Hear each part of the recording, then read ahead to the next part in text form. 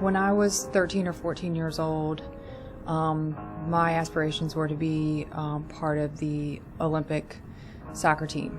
I grew up playing soccer, played it from the time I was 5 or 6 years old up until high school. I had always wanted to go to William & Mary College to play soccer, and that's all I dreamed about. I played travel soccer. We traveled all over, played for the Olympic development team when I was in high school, and drugs and alcohol actually crushed all those dreams. I know my first drink was about 13 or 14 years old, and it wasn't a first drink, it was a first drunk. I remember going to a party and being the last person standing. In hindsight, looking back, I should have known there was an issue when I could drink. And it first started out with smoking pot and drinking, and then progressively led to cocaine in high school, still marijuana, alcohol. And as the years went on, as I got closer to my 18th birthday, it just progressed, and it was worse and worse. I was drinking every day, smoking pot every day, going late to school, if I was going at all, or skipping school, leaving early.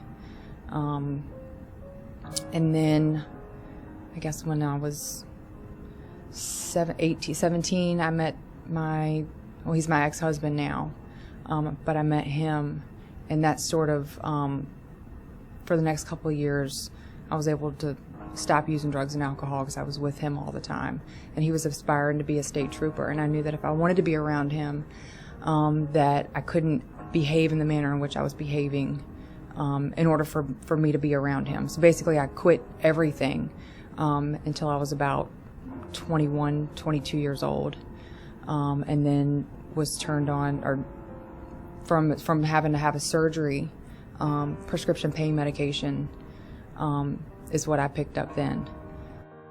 I was Vicodin, Percocet, Dilaudid, any kind of opiate I could get my hands on is what I was using.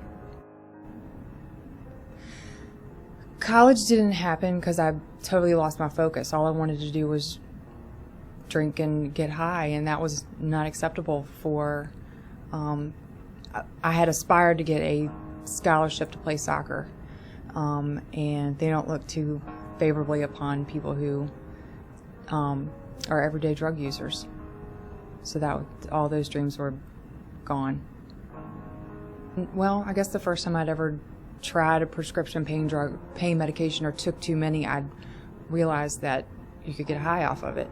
And it was a much quicker effect than alcohol, and it was an effect that I could hide very easily. And I just continued for years to doctor shop, I ended up writing and calling in my own prescriptions. The job that I had, I worked in a dental office, so I had access to all that stuff. So I was able to do that for years. And until I ended up in treatment for the first time. Going to treatment for the first time, I thought I was different than everybody else was, as I was a mom who only used prescription drugs, and I really didn't think there was anything wrong with that. And then that's when I was first introduced to heroin, the first time I was in treatment. The first time that I ever used heroin was in a 28-day residential treatment program, and I was hooked from the very first time I used it.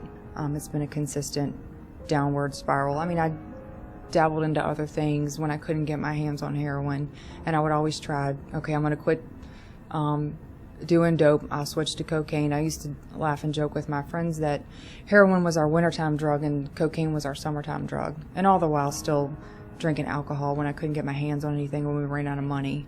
But heroin was the devil for me.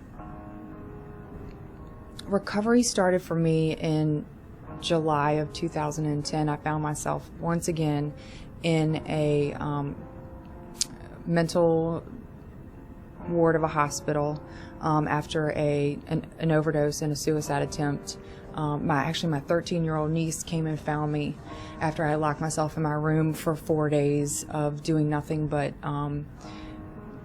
shooting heroin, doing all the cocaine that I had, going into alcohol, and then I was even desperate enough that I was sucking the air out of those computer air dusters.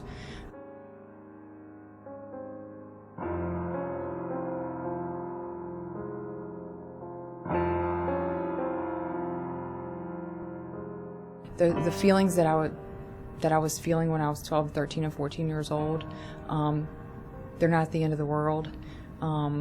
That if I had just opened up my mouth and shared with somebody how I was feeling, that maybe that I wouldn't have turned to drugs and alcohol. It starts out all as fun, have a beer at a party or this, that, and the other, but one beer, one decision could lead to years and almost a lifetime of nothing. It could lead to a lifetime of nothing for one drunken night or one high on cocaine or one opiate high.